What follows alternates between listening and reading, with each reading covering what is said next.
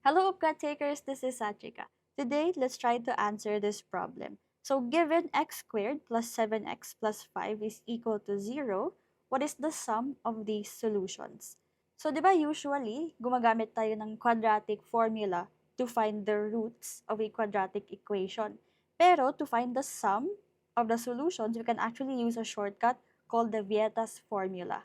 So for any quadratic equation in the form ax squared plus bx plus c is equal to 0, the sum of the solutions is given by negative b over a. So now, let's try to identify the values of a, b, c. From our equation, we have a is equal to 1, b is equal to 7, and c is equal to 5.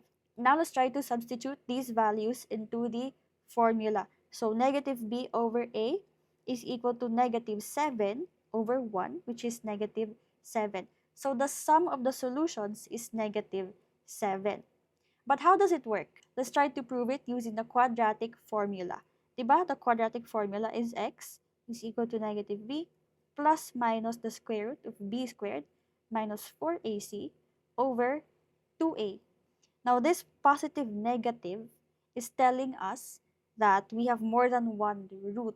So, let's try to take the sum. So, let's write it as one equation. We have the denominator as 2a. Sa numerator, meron tayong negative b plus the square root of b squared minus 4ac minus b minus the square root of b squared minus 4ac. So, magka-cancel yung square root terms natin, and we are left with negative 2b over 2a.